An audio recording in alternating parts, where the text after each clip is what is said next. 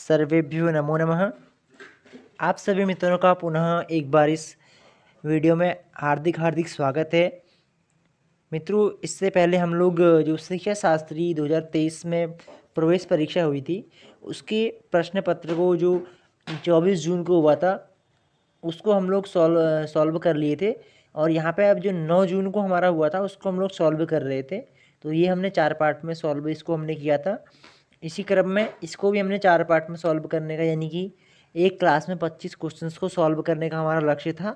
तो इसी क्रम में हमारी 3 क्लासेस तो पूरी हो चुकी थी और चौथी हमारी नहीं हुई थी। तो वही क्लास हमारी आज है। यह वीडियो में हम लोग जो अंतिम के 25 क्वेश्चंस थे, यानी कि 76 से लेके 100 तक जो क्वेश्चंस आपके बचे हुए थे, उनको इसमें सॉल्व करने वाले हैं। और इससे पहले एक जो विशेष आप लोग के लिए सूचना, यानी कि आपके लिए महत्वपूर्ण जो बात है, जो आप सभी, मैं आशा करता हूँ कि आपने फॉर्म को फिलअप कर लिया होगा, क्योंकि फॉर्म की लगा लास्ट डेट है। और इसकी सूचना आपको दे ही दी थी पहले से ही कि फॉर्म आप लोग फिलअप कर लें, क्योंकि लास्ट में अगर करेंगे तो हो सकता है कुछ सर्वर प्रॉब्लम हो सकती है, या फिर कोई भी नेटवर्क वगैरह समस्या आ जाती है, लास्ट में सर्वर हैंग हो जाता है। तो इसलिए अगर नहीं भरा है तो आप लोग कल भर लें। और हो सकता है कि बाद में एक आध दिन बढ़े, लेकिन बढ़ने का आपको इंतज़ार नहीं करना है। जिसने नहीं भरा है वो लोग फॉर्म को फिलअप कर लें।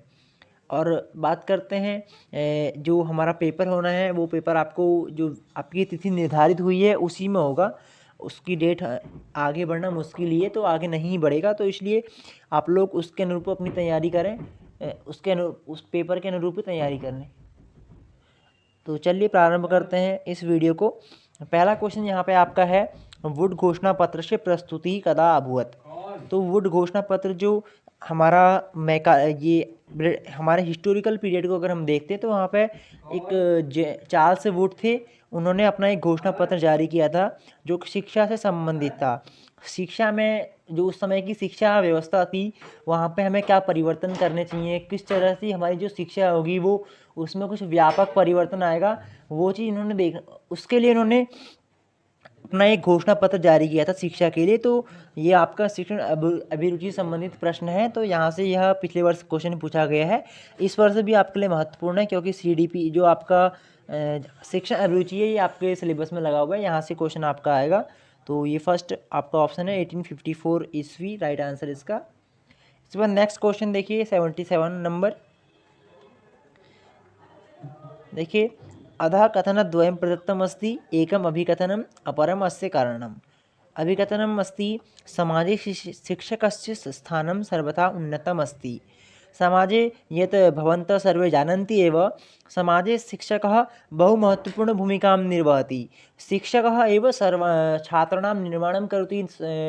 नागरिकाणां निर्माणे शिक्षकस्य एव महत्वपूर्णभूमिका दरीदृश्यते। तस्य कारणम् अत्र दीयते, यथा शिक्षकः नागरिकाणां निर्माणं करोति। तो प्रथमम् अत्र अस्ति अभिकथनं, तदुपरान्त् तस्य कारणं दृश्यते। तर्हि यदा अस्य प्रकारकप्रश्नानि भवतां समक्षे आगच्छन्ति चेत् भवान् किं करिष्यन्ति?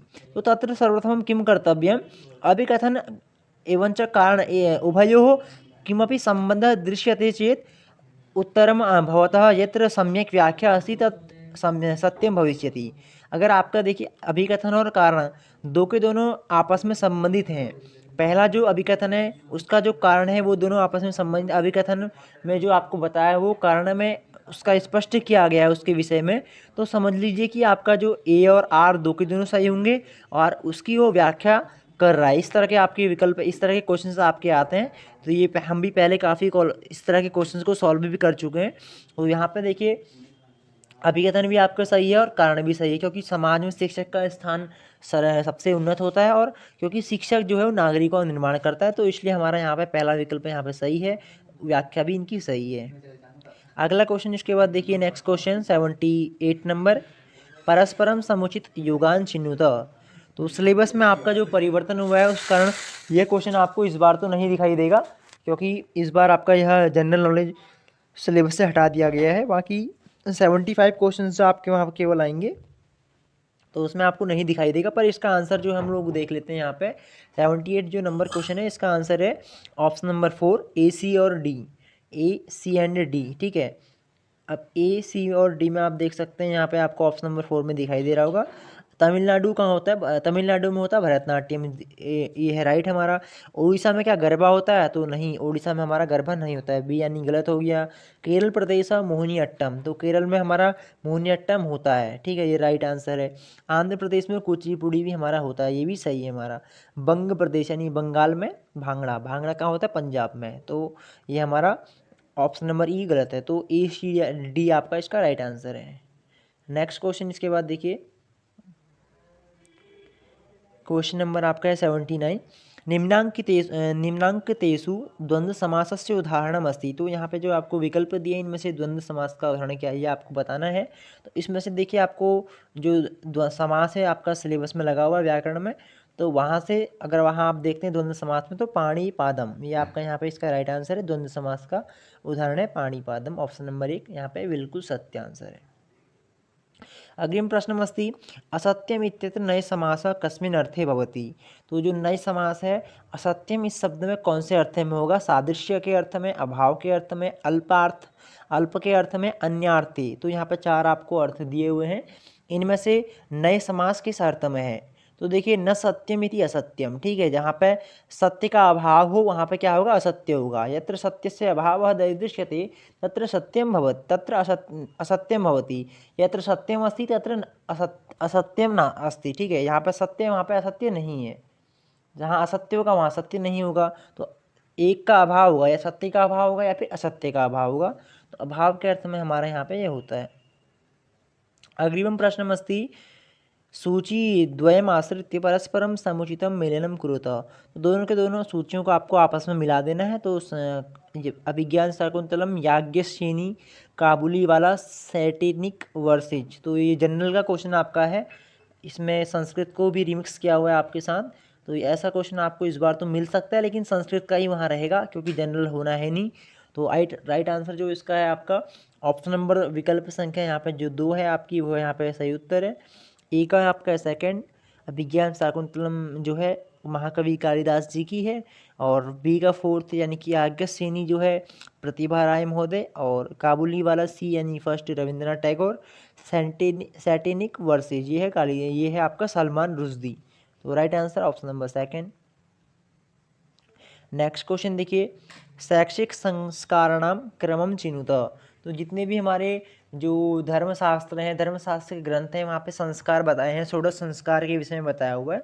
उनमें से जो शैक्षिक संस्कार हैं, केवल जो शिक्षा से संबंधित संस्कार हैं, उनका आपको क्रम बताना है। ये आपका जो आपका शिक्षण अभिरुचि का पार्ट है, वहाँ से यह क्वेश्चन आपसे पूछा गया है। तो देखिए, सबसे पहले क्या होता है? तो सबसे पहले हमारा क्या होगा? विद्यारंभ यहाँ पे होगा, डी ऑप्शन में आपको दिया, क्योंकि जो विद्यारंभ होता है हमारा गृह में ही हो जाता है, घर में ही हमारा विद्यारंभ हो जाता है, ठीक है। विद्यारंभ संस्कार यानी कि हमारे जो विद्या की आरंभ होती है, सबसे पहले हम लोग कहते हैं ना कि प्रथम जो शिक्षक होगा कौन है? माता है। तो घर में जब हम कुछ भी सीखना हम प्रारंभ करते हैं तो वही विद्यारंभ कहलाता है। तो ये विद्यारंभ हो गया, यानी फर्स्ट ऑप्शन इसका होगा। सेकंड में क्या होगा? विद्यारंभ यानी कि आप देखिए डी ऑप्शन किस में फर्स्ट में, यानी 2 ऑप्शन में आपको डी डी दिखाई दे रहा है यहाँ पे। तो इसलिए अब उसके बाद सेकंड में हमारा क्या होता है? उपनयन संस्कार, ठीक है। विद्यारंभ के बाद फिर आपका उपनयन संस्कार होगा, फिर आप कहाँ जाएंगे? गुरुकुल में जाएंगे, और वहाँ आपका वेदारंभ स्टार्ट हो जाएगा। तो सेकंड यानी उपनयन, थर्ड में आपका आ जाएगा वेदारंभ। उसके बाद फिर आपका क्या होगा? फिर आपका यानी कि फिर केशांत, यानी बाल का आपका जो बाल काट दिए जाते हैं केशांत में। और लास्ट आपका हो जाएगा समावर्तन, यानी कि समावर्तन को दीक्षांत समारोह भी हम लोग कहते हैं। इस समय जो विश्वविद्यालय में दीक्षांत समारोह होता है उसी का उपनाम है समावर्तन संस्कार। तो लास्ट में जब गुरु दक्षिणा का समय आता है तो उसी को समावर्तन संस्कार कहते हैं। तो इस तरह क्रम हमारा जो यहाँ पे राइट आंसर है वो है ऑप्शन नंबर, यहाँ पे विकल्प संख्या हमारी है ऑप्शन नंबर 1, ठीक है। डी, बी, ए, सी और ई, ऑप्शन नंबर 1 इसका राइट आंसर है। अग्रिम प्रश्न है शुद्धम वाक्यम चिनुत। यहाँ पे शुद्ध वाक्य क्या है ये आपको चुनना है, यह क्वेश्चन पिछले वर्ष पूछा गया है। तो जो राइट आंसर इसका है वो है ऑप्शन नंबर 2, त्वया धनम दीयते इति अत्र साधु वाक्यम वर्तते। त्वया धनम दीयते, तो ऑप्शन नंबर विकल्प संख्या 2 यहाँ पे इसका राइट आंसर है।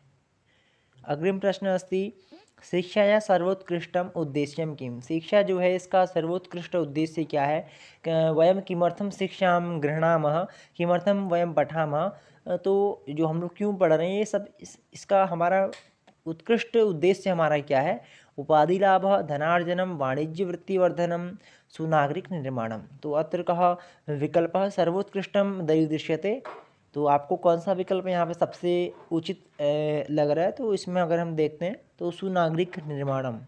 तो सु यानी कि सुष्ठु नागरिकाणां निर्माणम एवं सुनागरिक निर्माणम। तो अच्छे नागरिकों का निर्माण हम करना शिक्षा का क्या है? सर्वोत्कृष्ट लक्ष्य है, उद्देश्य है।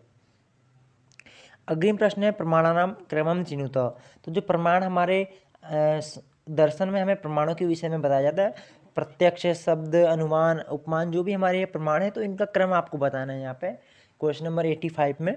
तो देखिए सबसे पहले हमारा क्या होता है? प्रत्यक्ष। प्रत्यक्ष हम लोग जो अपने आँखों से हम लोग को दृश्य होता है वही हमारा प्रत्यक्ष है। तो सबसे पहला प्रमाण है प्रत्यक्ष प्रमाण। दूसरा उसके बाद क्या होता है? प्रत्यक्ष के बाद हम लोग क्या करते हैं? दूसरे नंबर में हम लोग क्या करते हैं प्रत्यक्ष के बाद? ये आपको आप लोग तर्क संग्रह इत्यादि ग्रंथ पढ़े होंगे तो वहाँ पे इसके विषय में विस्तृत रूप से आता है। तो दूसरे में हम लोग क्या लगाते हैं? अनुमान लगाते हैं। तो धूमात, अगर हम कहीं पहाड़ में अगर धूम को देखते हैं तो हम लोग वहाँ पे यानी कि अग्नि का अनुमान लगा लेते हैं। धूमात वहनी, तो धूम के द्वारा वहनी का अनुमान लगाया जाता है। उसके बाद देखिए प्रत्यक्ष, अनुमान, फिर हमारा क्या आएगा? फिर हमारा आ जाएगा उपमान। फिर होगा सब नहीं, प्रत्यक्ष, अनुमान, उपमान, शब्द और अर्थापत्ति। तो ये 5 जो प्रमाण हैं इनका क्रम आपको बताना था 85 नंबर क्वेश्चन में। तो राइट आंसर इसका है आपका option number 3, A, C, D, B और E। ठीक है, लास्ट अर्थापत्ति आपका हो जाता है। इसके बाद अगला क्वेश्चन देखिए, पुनः अभिकथन वाला क्वेश्चन यहाँ पे आपको दिखाई दे रहा होगा। अधः कथनद्वयं प्रदत्तम अस्ति, एकम अभिकथनम अपरम तु कारणम। तो एक अभिकथन है, दूसरा उसका कारण यहाँ पे दिया हुआ है। तो देखिए इसको करने का प्रयास करते हैं। अभिकथनम आधारो अधिकरणम इति सूत्रेण अधिकरणे षष्ठीर्विभक्ति भवति। तो ये आधारो अधिकरणम, तो यह सूत्र है आधार के इसमें हमें बताता है। तो आधारो अधिकरणम, ये क्या इससे षष्ठी विभक्ति होती है? तो यहाँ पे क्या अभिकथन हमारा गलत हो गया। ठीक है, अभिकथन तो हमारा गलत हो गया है। अब आगे बताया दूसरे में, देखिए कारण क्या दे रहा है इसका? औपश्लेषिकम, वैषयिकम, अभिव्यापकं चेति भेदेन आधारस त्रिधा। तो ये जो 3 भेद से ये अभिव्यापक, वैषयिक और औपश्लेषिक के भेद से आधार 3 प्रकार का होता है।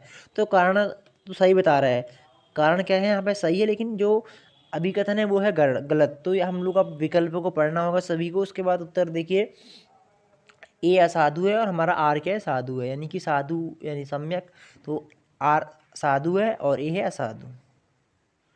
अग्रिम प्रश्न है, कस्मात् संस्कारात् परम वटु शिक्षां गृह्णाति। किस संस्कार के बाद जो वटु यानी कि बालक है वो शिक्षा उस ग्रहण करता है? तो जैसा कि सभी लोग आप लोग अध्ययन करते हैं, तो यह अगर कोई आप में से गुरुकुल में अध्ययन किए होंगे तो वेद इत्यादि का जो भी, अगर वेदों का अध्ययन आप लोग किए होंगे तो बिना उपनयन संस्कार के वेदादि का अध्ययन नहीं कराया जाता है। तो जब आपका उपनयन संस्कार होगा तभी आपको वेदारंभ, आपका वेद का आरंभ यानी वेद पढ़ने आप तभी पढ़ पाएंगे, उससे पहले आप उसके अधिकारी नहीं होते हैं। तो उपनयन संस्कार के बाद जो प्राचीन, अगर हम वैदिक कालीन शिक्षा पद्धति को देखते हैं तो वहाँ पे बिना उपनयन संस्कार किए कोई भी वटु यानी कोई भी बालक जो होता था उसका अध्ययन प्रारंभ नहीं होता था, उसका वेदारंभ प्रारंभ नहीं होता था। तो इसका राइट आंसर हमारा हो जाएगा ऑप्शन नंबर 2, उपनयन संस्कारात् परम वटु शिक्षां गृह्णाति। अनन्तरम् अस्ति अधिगमे श्रेष्ठम उपकारकम किम भवति। तो अधिगम में जो हमारा श्रेष्ठ उपकारक होगा वो इनमें से क्या होगा? शिक्षक, विषय, अभिप्रेरणम, विद्यालय। तो 4 आपके पास विकल्प है, इनमें से क्या सबसे श्रेष्ठ उपकारक हमारा होगा? अत्र चत्वारः विकल्पाः दरीदृश्यन्ते, तत्र कः श्रेष्ठ उपकारकम भवति।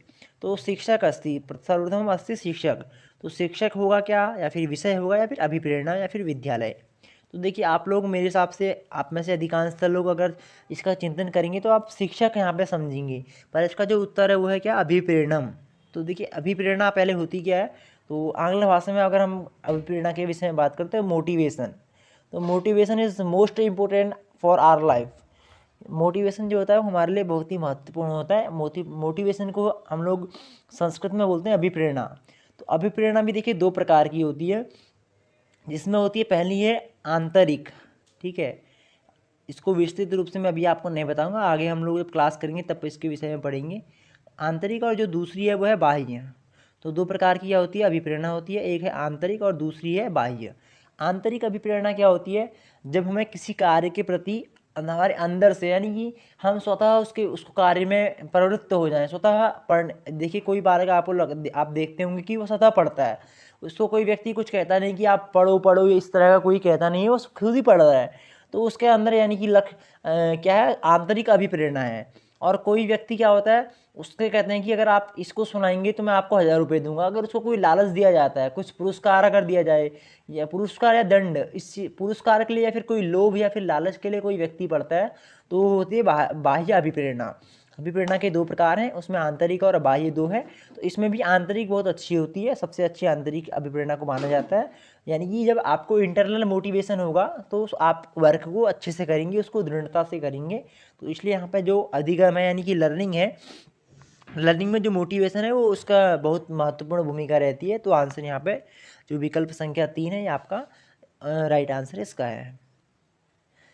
देखिए अगला क्वेश्चन है, अधः कथनद्वयं प्रदत्तमस्ति देव मानव संस्थापनं शिक्षा प्रशासनस्य मुख्य उद्देश्यं विद्यते। अग्रिममस्ति कथनम, दो कथन दिए हैं, मधुरा सरला च भाषा विचार संप्रेषणे प्रमुख उपायो अस्ति। तो ये सब आपके CDP यानी नहीं, CDP नहीं, जो शिक्षण अभिरुचि है वहाँ से संबंधित क्वेश्चन आपके हैं। तो देव मानव संस्थापनम, तो मानव कैसा हो, देववत, यानी कि देव से यहाँ पर कहना है कि हमने देव ही नहीं बना देना, बल्कि जो जिस तरह एक देवता में लक्षण होते हैं, देवत्व जो देवता में होता है, यानी एक अच्छा मानव का निर्माण करना क्या है, शिक्षा प्रशासन का मुख्य उद्देश्य है। तो पहला कथन हमारा क्या कह रहा है, देव मानव संस्थापनम, यानी कि एक अच्छे मानव का, एक समाज के लिए जो कार्य करे, अपने मतलब हर किसी कार्य को अच्छे से विशिष्ट रूप से करे, अच्छे से करे, और कहीं गलत वर्क ना करे, तो रॉन्ग वर्क जो ना करे, देव मानव देवत्व जिसके अंतर्गत आ जाए, इस तरह के मानव, इस तरह के नागरिक, इस तरह के नागरिकों का निर्माण करना क्या है, शिक्षा प्रसारण का मुख्य उद्देश्य है। तो कथन क्या है, सही बात है। दूसरा कथन क्या दिया है, मधुरा सरला च भाषा विचार संप्रेषणे प्रमुख उपायो अस्ति।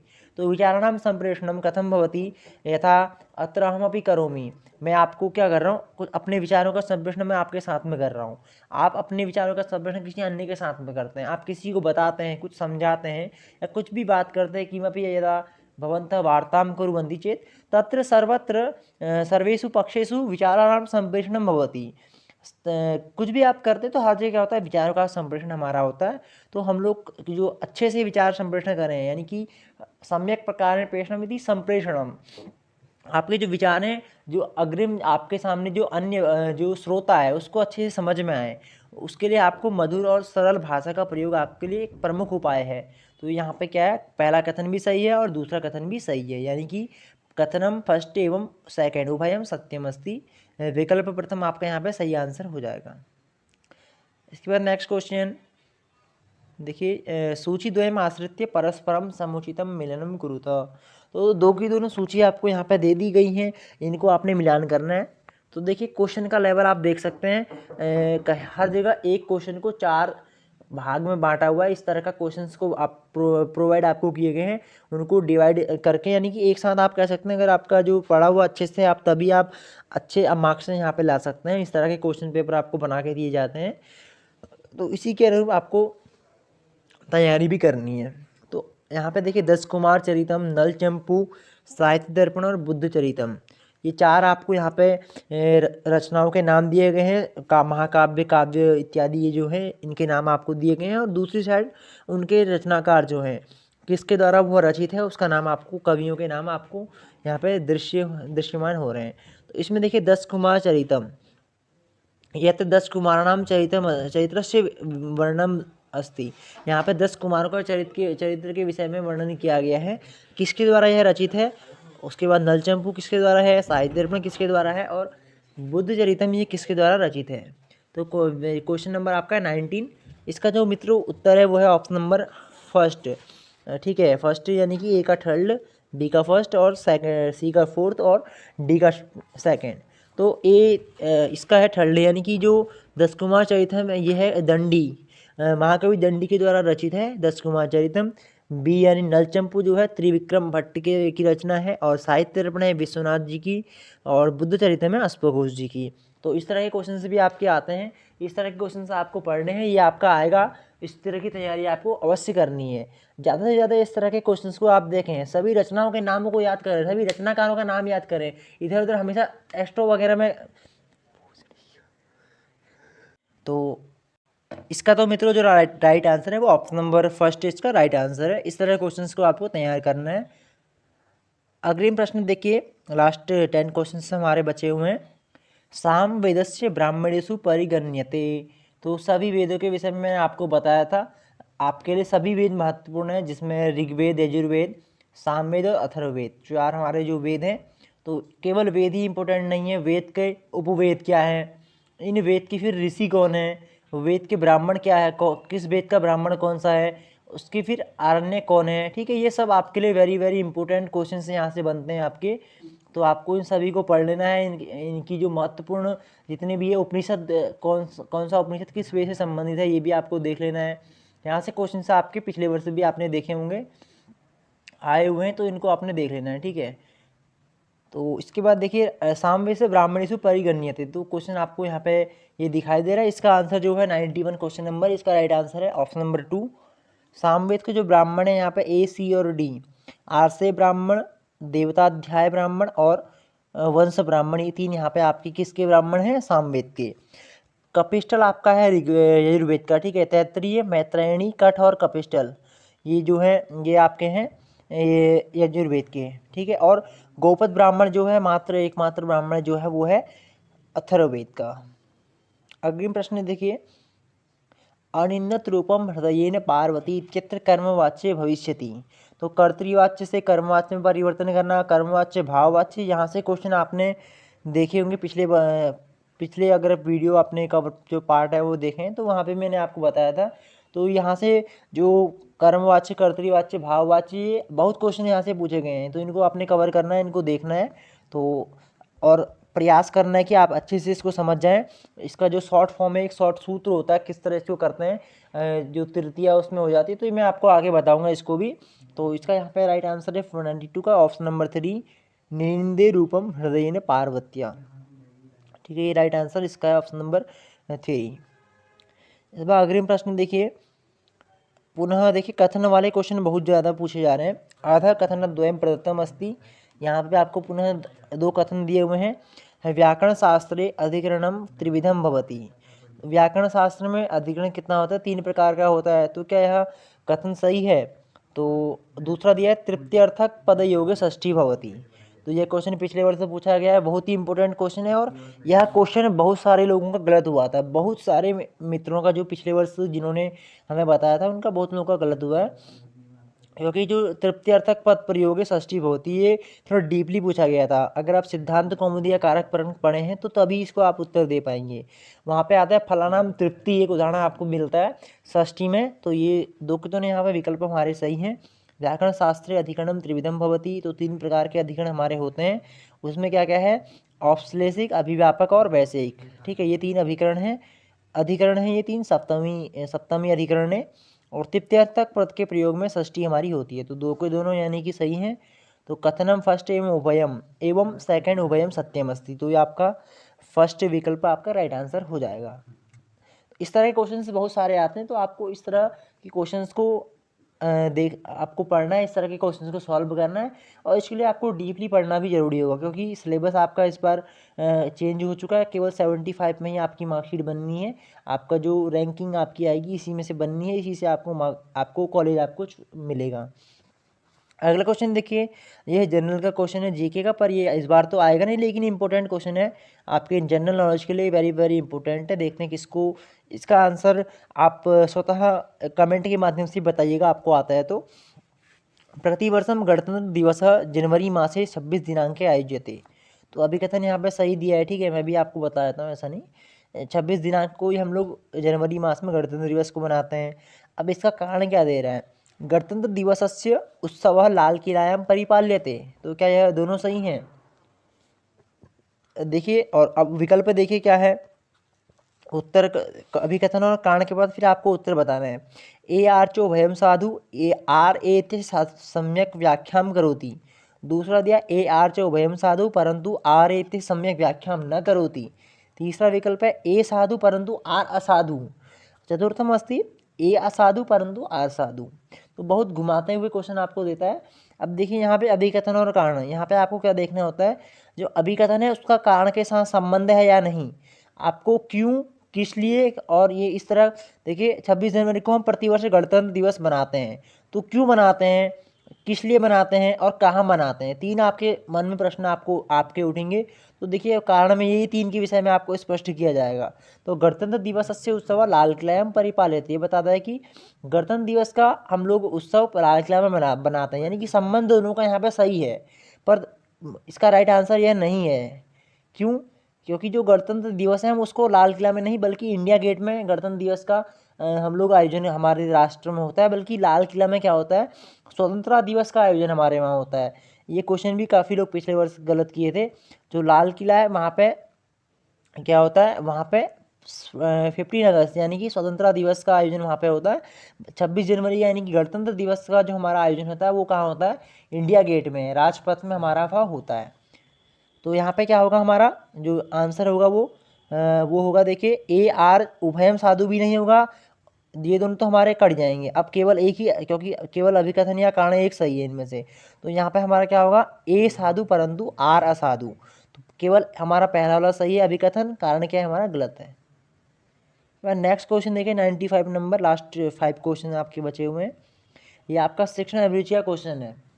वृत्तानि वृत्तपत्रेषु भवन्ति। तो सबसे पहले तो आपको ये जानना होगा कि वृत्त क्या होता है, वृत्तानि किम भवन्ति, वृत्तानि किम अस्ति।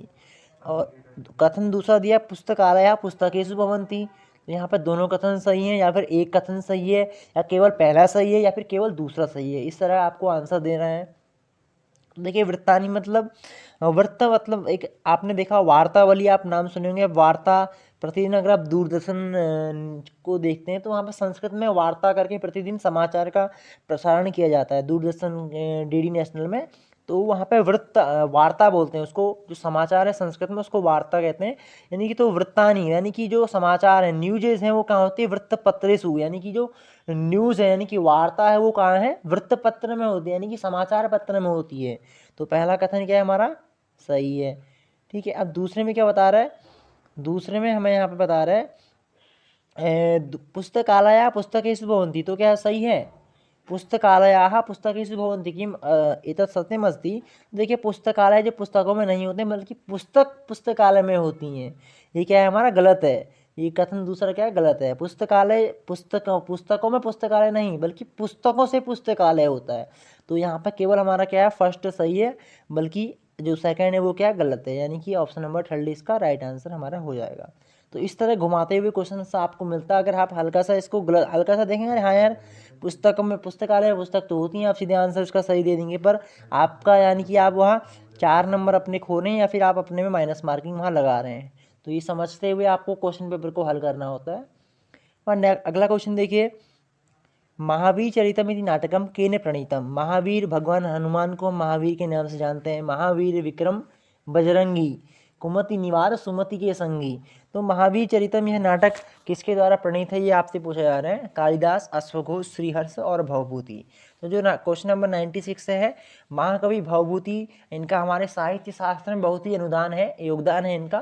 तो इनके द्वारा ही रचित यह रचना है महावीर चरितम। अस्तु, अनन्तरम् अस्ति प्रश्न संख्या 97 97। अस्युत्तरस्यां दिशि देवतात्मा इत्यस्मिन् वाक्ये अव्ययपदद्वयम् वर्तते। बहुत घुमाया हुआ क्वेश्चन यह भी है। अगर आपको अव्यय पता है तो तभी आप इसको कर पाएंगे।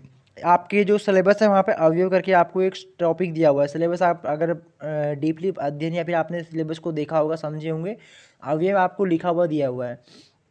अब आपको बताना है कि जो अभिकथन है वही और कारण है, यानी कि क्यों और किस लिए और क्या दोनों का आपस में संबंध है या नहीं वो देखना है। उसके बाद आपने इसका उत्तर देना है। अस्युत्तरस्यां दिशि देवतात्मा इत्यस्मिन् वाक्ये अव्ययपदद्वयं वर्तते। तो यहाँ पे देखते हैं अस्ति उत्तरस्यां दिशि देवतात्मा, तो यहाँ पे एक भी अव्यय पद नहीं है, अभिकथन में एक भी अव्यय पद नहीं है। ठीक है, अब नीचे देखिए कारण क्या दे रहा है इसका, दिवम यदि प्रार्थयसे वृथा श्रमः इत्यस्मिन् वाक्येऽपि अव्ययपदं द्वयं वर्तते। तो जो दूसरा वाक्य है इसमें भी दो अव्यय पद हैं बता रहा है, तो देखते हैं यहाँ पे है या नहीं। दिवम यदि प्रार्थयसे, तो यहाँ पे देखिए यदि, यदि तरही, ये क्या है यदि, ये क्या है हमारा अव्यय पद है, ठीक है। उसके बाद देखिए यदि के बाद दूसरा हमारे यहाँ पे एक और है वृथा, वृथा भी हमारा क्या अव्यय पद है। तो यहाँ पे जो कारण है उसमें दो अव्यय पद हमारे दिखाई दे रहे हैं, यानी कि हमारा कारण क्या है सही है और अभिकथन क्या है गलत है। तो हम अब इनका संबंध तो बनेगा ही नहीं। अब एक अगर गलत है एक सही है तो आपका संबंध बनेगा ही नहीं। अगर दो के दोनों अगर आपके सही हैं तब उनका संबंध बनेगा, तभी वो एक दूसरे की व्याख्या करेंगे या व्याख्या नहीं कर सकते हैं। तो आपको क्वेश्चन को समझना है, उसके बाद फिर उसके विकल्पों को समझना है, फिर आपको उसका उत्तर देना है।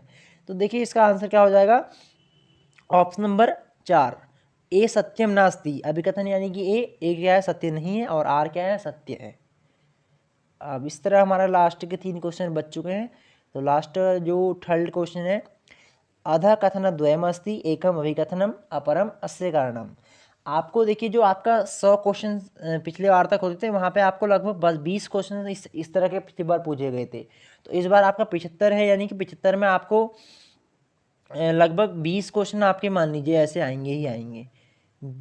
15 से 20 क्वेश्चन आपको ऐसे मिलेंगे और उसके बाद उसमें कुछ होंगे अभिकथन कारण वाले, कुछ होंगे दोनों कथन वाले जिसमें दोनों कथन दिए होंगे, और कुछ होंगे मिलान वाले जिसमें आपको 4 इस साइड दिए 4 इस साइड दिए। तो पूरा पेपर का लेवल बहुत हार्ड है, मतलब आप अगर डीपली पढ़े हैं तभी आप अच्छे से वहाँ पे कवर कर पाएंगे, रैंकिंग अच्छी ला पाएंगे। और इस समय देखिए आप जैसे कि बीएड की मांग बहुत ज़्यादा है, तो हर कोई बीएड करना चाहता है, तो इसलिए बीएड भी एक महत्वपूर्ण हो गया है, तो आपको अच्छे से पढ़ना ज़रूरी होगा। चलिए सॉल्व इसको कर लेते हैं। भारते कोऽपि सैनिकः अनिवार्य रूपेण राष्ट्रपति भवति। क्या यह अभिकथन सही है, भारते कोऽपि सैनिकः अनिवार्य रूपेण राष्ट्रपति भवति। तो एतत् तो सत्यम न दृश्यते। तो यहाँ पे ये क्या है हमारा सही नहीं लग रहा है सत्य, क्योंकि भारत में अनिवार्य रूप से कोई भी सैनिक राष्ट्रपति नहीं होता है, कोई भी सैनिक अनिवार्य रूप से राष्ट्रपति नहीं होता है। कारण क्या दे रहा है इसका, राष्ट्रपति सेनात्रयस्य मुख्यः भवति। किं राष्ट्रपति सेनात्रयस्य मुख्यः भवति, तर्हि यदा वयं चिन्तयामश्चेत् अस्माकं राष्ट्रे राष्ट्रपति सेनात्रयस्य जलसेना थलसेना एवं च वायुसेना, ये जो 3 सेना है इन तीनों सेनाओं का जो राष्ट्रपति है वो क्या है हमारा प्रमुख होता है। तो देखिए अब दोनों का आपको संबंध देखना है। संबंध अब हमें देखिए अगर आपका दोनों सही है तब आप संबंध देखिए, अगर एक आपका गलत हो जाता है फिर संबंध मत देखिए, आपका टाइम भी वेस्ट होगा। टाइम को भी आपने मैनेजमेंट करते हुए आपको अपने पेपर को सॉल्व करना होता है। तो इसलिए अगर एक आपका गलत हो जा रहा है तो आप फिर दोनों को संबंध को देखिए ही नहीं, केवल उसका कारण सही है, यानी कि आर सत्यम ए सत्यम नास्ति। तो अत्र विकल्प जो 4 है यहाँ पे ये आपका सही है। और लैंग्वेज देखिए जो मेरे द्वारा आपको अभी इस समय मैं लैंग्वेज प्रयोग कर रहा हूँ, तीनों हिंदी इंग्लिश और संस्कृत तीनों को मिक्स करके आपको इसको हम लोग बोलते हैं, अगर हम सीडीबी में देखते हैं तो लैंग्वेज ट्रांसलैंग्वेजिंग, यानी कि भाषा मिश्रण करके मैं आपको यहाँ पे पढ़ा रहा हूँ। क्योंकि इससे क्या होगा कि आपको समझने में कुछ हो सकता है कि केवल संस्कृत में कुछ किसी को केवल संस्कृत में समझ में आ रहा है उसको संस्कृत में भी, इसलिए मैं बीच बीच में संस्कृत में भी और हिंदी में भी और कुछ इंग्लिश में भी सभी लैंग्वेज का प्रयोग आप लोग के लिए कर रहा हूँ। तो मुख्यतः अधिकांशतः संस्कृत का प्रयोग हो ये मेरे द्वारा प्रयास रहेगा, क्योंकि संस्कृत में ही आपका पेपर होना है। पर लास्ट 99 यानी कि आप देखिए लास्ट सेकंड क्वेश्चन आपका यह है। फिर आपका अभिकथन वाला क्वेश्चन है, स्मार्त प्रस्थाने श्रीमद् भगवद गीतायाम ग्रहणम भवति। तो स्रोत प्रस्थान, स्मार्त प्रस्थान और दार्शनिक प्रस्थान, तो ये 3 हमारे यहाँ प्रस्थान मुख्य तरह वैसे तो 2 ही होते हैं, लेकिन 3 में भी हम कहीं 3 भी हमें दिखाई देते, 3 में भी हम इसको वितरित किए हुए हैं।